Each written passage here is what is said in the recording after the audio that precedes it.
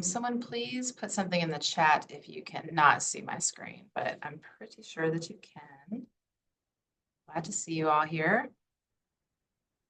Okay, so I'm just going to go ahead and get started. All right, so today we're going to talk about the Community Research Grant Program. I have the chat and the Q&A open. If you have any questions or would like to chat with each other, you're more than welcome to in the chat or the Q&A. And I'll take a look at that at the end of the session as well. So today we're going to talk a little bit about PEN, about community research, and of course, the community research grant, how-to, requirements, process, and then I'll talk about a couple of past projects toward the end. First, the Partnership for Inclusive Innovation is an award-winning coalition of universities, civic organizations, and public and private sector partners with the goal to foster shared prosperity through innovation and technology. Our Georgia-based regional partnership believes in a multi-stakeholder approach to address the world's biggest challenges at the local level, leveraging innovation and social and financial capital. Our mission is to empower people and communities large and small to innovate and to have access to innovation in these 4 key domains: education, workforce development, economic opportunity, and research. And as you know, that is my area. So today we'll be focusing on the community research pillar, which includes PEN's Community Research Grant Program. So when municipalities experience 21st century challenges that require strategic planning, how can leaders identify solutions that are researched, tested, and evaluated by subject matter experts? We believe that faculty in higher education can help cultivate solutions to community challenges by engaging directly with the communities where their research will be applied. So we seek to bridge the gap between research and application by activating working relationships between researchers and in academic environments and community leaders in the local government and their staff. So the partnership supports community research in a variety of ways, including engaging in sponsored projects ourselves, and also through facilitating this community research grant program. The program empowers communities on their journey to innovation by helping them to envision a smart and connected future by advancing projects that utilize technology and data to improve the human condition. So now I'll tell you a little bit more about the program. The program was founded in 2018, and it's a cohort-based program. It was originally called the Georgia Smart Communities Challenge, and has served over 28 communities across the state in a variety of projects, everything from installing sea level sensors and evaluating corresponding data to reducing pesticide use on farms with the help of AI-driven pest identification and prediction. So you can see all the communities here on the right that we have worked with so far, as well as some general program highlights here. Selected communities will be provided with funding and technical support that allows them to execute their desired Smart Cities project with the help of the university research team. So pairing community representatives and local university researchers on a project team allows communities to drive accelerated outcomes, to plan for the future, and to receive specialized assistance from local experts in key smart cities fields. This model that we have developed has led to some really notable outcomes in the 7 years that we've been doing it, including the activation of over 200 technologies like traffic sensors, sea level sensors, drones, apps, and other technologies. And many projects have been funded and able to secure additional funding since the project period because their initial outcomes, and some continue their projects today. And I believe someone has asked if you will receive a copy of the presentation. The answer is yes. So if you have to leave early, don't worry about that. We will send the full video out in the thank you email to everyone who registered for this webinar. So let's look at the details for applying to participate this year. You can see on this slide what a team should look like. There are some base requirements. Teams applying for funding through the program should have at least 2 parts. That would be the community, meaning the actual local government, a city or a county, and then the researchers. So eligible researchers include faculty from any higher education institute in Georgia or across the Southeast, as long as there is a Georgia partner included. And the research teams should consist of at least 2 researchers and be either multidisciplinary or multi-university. For example, it could be one researcher from an engineering department and one researcher from a social sciences department, or one researcher from Georgia Southern and one researcher from Georgia Tech, or more researchers. We've had plenty of projects that have, pretty big research teams. But the minimum required is two. So this year, we're also continuing our partnership with the Georgia Foundation for Public Education, and I'll talk a little bit more about that. But I mentioned that now because another potential partner is a K through 12 school system. So you may be eligible for additional funding if you've got a public school system as your partner. And then additional partners could be nonprofits or quasi-governmental entities like regional commissions or community improvement districts, but these entities cannot serve as the local government partner. It's got to actually be a city or a county. So this year, we're hoping to support some projects under the theme of artificial intelligence, which was our theme last year as well. And we had really a great group of projects that applied. And so we decided that we'd like to continue that theme again this year. But incorporating the theme is not a requirement to be funded. It just makes the proposal a bit more attractive to us this year. So what is a requirement is that the project uses technology and innovation to address a community issue or need. So this proposal should be for a pilot project that would be considered applied research. We also want to see a strong community engagement component. So projects can focus on community issues like addressing climate change, community infrastructure issues, mobility, environmental justice. So ask yourself some of these questions at the bottom here if you're a researcher. What are the community priorities? What does civic innovation mean in your discipline if you're a researcher? Does the city or the county have sustainability initiatives that you can help advance with technology, with your researcher? And we also have a big focus on inclusivity for technology. Someone asked if GTRI is eligible to participate, and those not from Georgia Tech, that's the Georgia Tech Research Institute, and the answer is yes. We just cannot allow participants from EI Squared, which is the department where we are located. So yes, thank you for that question. So each proposal can request up to $100,000. This says 150,000. It should say 100,000. Sorry, that is a typo. $100,000, which includes funding for both the community and the researcher and any other partners who may require funding. So you decide while writing the proposal how those funds are going to be split up among the different partners. And once again, this year we have an opportunity for a $10,000 add-on grant from the Georgia Foundation for Public Education if you have a K through 12 school system partner and meet their criteria, which is in our RFP. And a little bit later in this presentation, I have a QR code where you can go to find the RFP for this program. You can also apply to have a pair of Penn Summer Interns, which is our very competitive internship program. I believe this year we had over 400 student applicants and only 80 host sites. And so we would definitely love for these projects to host a pair of interns. Penn will match the cost if you can provide the $8,000 stipend for one of the students. Penn will match that and provide the stipend for the other student. And that's full-time for, I think, 10 weeks, or maybe it's 12 weeks over the summer.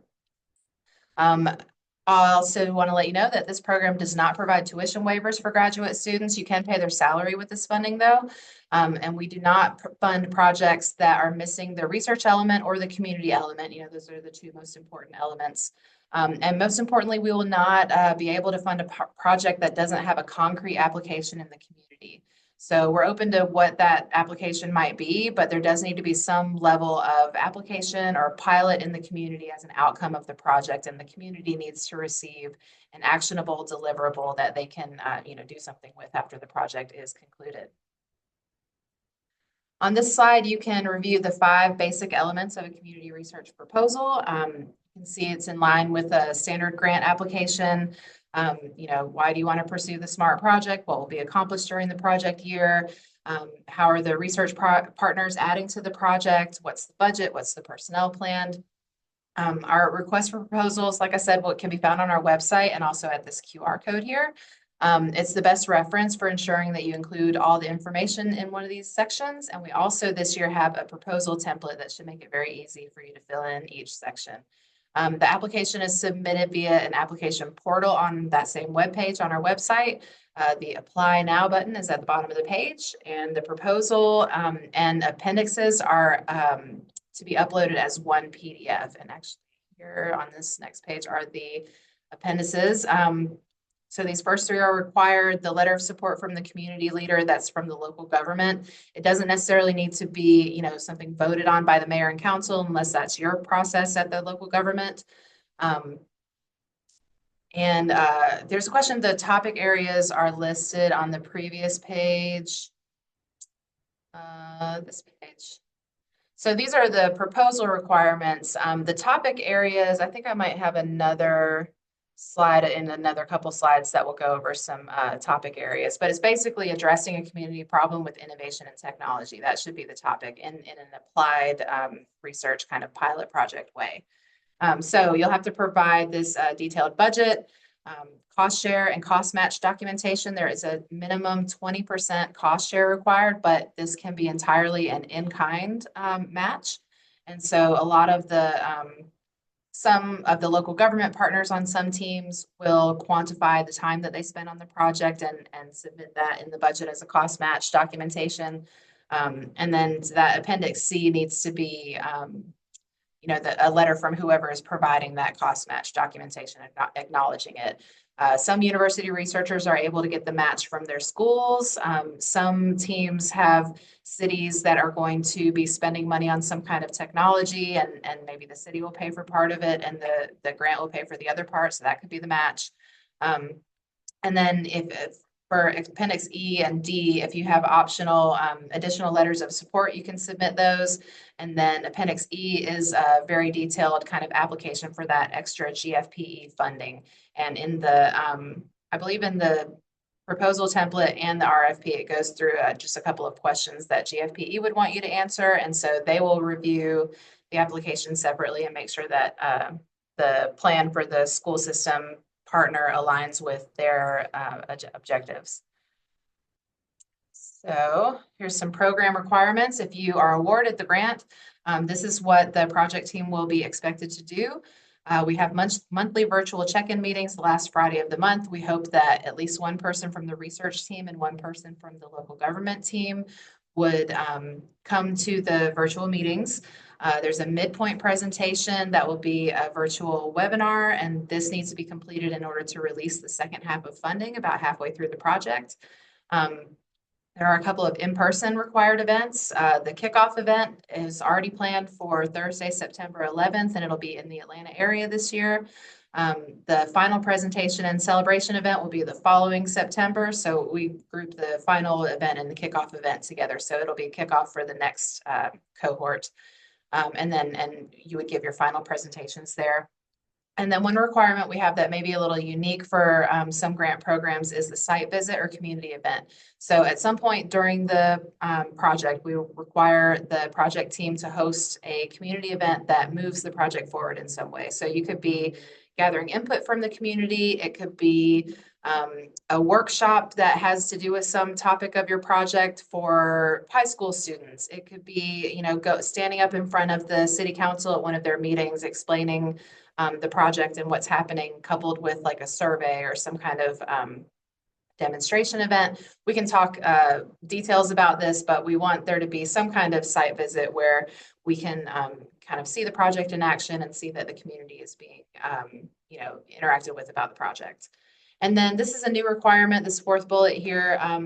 This year, we'd like the project team to travel to either two of the other cohort site visits or come to the Smart Cities Conference in spring 2026. This year, we were able to have one of our project partners join us at the conference, and it was just a really great way to get to know them and try to solidify that relationship going forward. So we hope that you will include in your budget, especially for the local government people, to travel to the other people's site visits, like I said, or the Smart Cities Conference. We also require written monthly reports. It's just a very short, template to fill out once a month that would go send it on the same day as the monthly meeting. And then final deliverables are PDF slides from the two presentations, midpoint and final, and then any deliverables that you have proposed in the proposal. I also want to let you know that PIN supports these projects continuously after the project is completed. By helping you seek additional funding for your project, helping to scale the project, potentially funding an alumni project ourselves. We will also try to help find speaking engagement opportunities at conferences to talk about your project, and amplification, marketing, and applying for awards for your project. So this year we won 2 awards at that Smart Cities Conference for past projects. And so, I try to apply for awards for some of our projects every year. So let's see, here's some selection criteria. I think this is kind of like typical for most grants, but alignment with our technology and innovation objectives. We're the Partnership for Inclusive Innovation, and so inclusivity, innovation, technology, solving community issues. There should be a compelling vision for the community, a reasonable plan, measurable impact. The research needs to be applied research. And this year's theme is AI, as I said. We're also looking for pilot projects that could be scalable in other communities because we would like to continue funding projects. And then, a realistic budget, dedicated leadership from the local government or any other partners, and attainable schedule. These projects need to be completed within 1 year. So the project period is from September 2025 until September 2026. And then, of course, community support and engagement. So what does a good proposal look like? Let's see, chat appears to be disabled. Well, I apologize that the chat is disabled. Not sure how to fix that. Let's see. Attendees can chat with everyone. Okay, try now. I think I may have just changed the chat settings. So what does a good proposal look like? Like any good proposal, it includes all the information we're requesting. You need to make sure the program is clearly supported by community leadership. We've had some projects and proposals in the past where it was really the researcher had an idea, had a project, and just looking for a community to apply that project to, which is fine. But those are the projects where maybe the community leadership is not quite as invested as if they had co-created the proposal themselves with the researcher. So any kind of collaboration and co-creation you can do of the proposal on the front end will keep the local government people, they'll be more likely to be really present partners in the project. Need to make sure that the impact and outcomes are clear, specific, and of course, justify the budget. Let's see here. So here's an example of a project. Somebody asked before, what kinds of projects are we looking for? And like I said, it's, we could really consider any project that uses innovation and technology to address a real world community problem.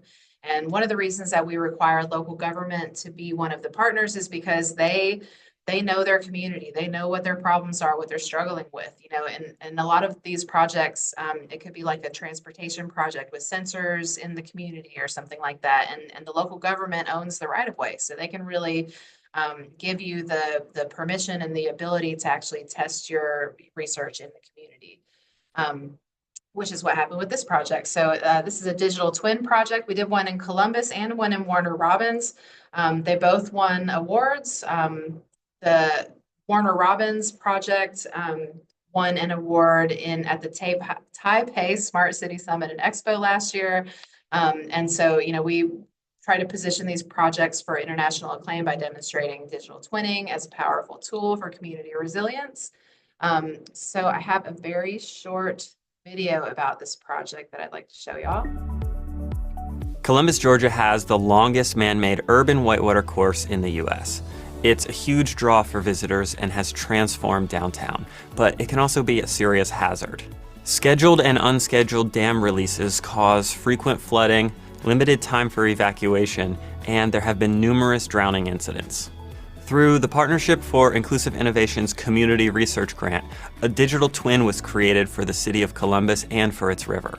Georgia Tech and Columbus State University collaborated to develop technology that can predict changing water levels, perform real-time human in-water detection, and alert the authorities. Columbus is now engaging in a best practices exchange with the City of Augusta to show how they can replicate the project.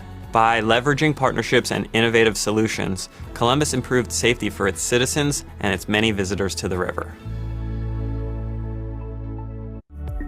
So, I've got a question here. Can you receive 2 projects with the same university partner? The answer is yes. And actually this year, we try to fund 4 projects each year. And this year, 2 of the projects have Georgia Tech researchers and 2 of them have Georgia Southern researchers. So yes, you can definitely apply. And you can also do more than one application with different local governments if you have that many partners or that many projects in mind. We will probably likely not select the same exact researcher for 2 projects during the same project period, but we would definitely be allowed to select the same university. So these are the projects we have going on right now. Marion, Alabama, working with the city of Eastman, Georgia, and Georgia Southern, and the University of Alabama also on that project. That is a water quality project. Charleston County, South Carolina is working with some Georgia Tech researchers on another digital twin. This one is for to predict floodwaters and to reroute emergency vehicles around the flooded areas. Forsyth County is working with Georgia Tech and Kennesaw State to use an AI smartphone app with sensors to create a roadway asset database. So as the city or county drivers are driving around with their smartphone, the app is evaluating the condition of the road and pointing out missing signs. And then in Millen, Georgia, with a Georgia Southern research team, they are working on AI solutions to identify certain pests on cotton farms and to help the farmers make more informed decisions about when to use pesticides, ultimately reducing pesticide use. So let's see here. This is my second to last slide here. You can, the QR code on the left is for our website where you can find the RFP and the template. On the right, if you want to schedule a virtual meeting with me, this goes to my calendar, and I would be happy to have a virtual meeting with anyone who's interested in talking about an idea for the project. I also would like to try to connect you with either a research team or a local government team. I would be happy to try to do that. And yeah, so the application period closes May 15th. And please schedule a meeting with me if you're interested. I've got one person with their hand raised. I'm going to allow you to talk. Elif, I think is your name. Elif. Let's see. Can you speak? Unmute yourself.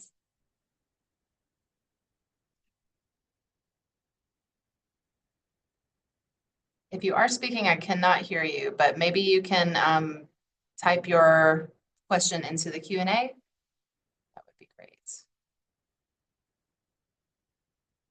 All right, I'm happy to take any other questions that anybody else might have. We're also going to send a response or a thank you email after this meeting with the video from the webinar. And so you guys can watch this and please forward it to colleagues that you have that might be interested. And like I said, I would love it if you would schedule a virtual meeting with me if you want to talk about a project. I'm not on the selection committee, but I am here to try to just make everybody's proposals be the best they can be and to match you up with good partners if possible. So I hope to have a meeting with some of you. And thank you all so much for coming. Have a great rest of your day.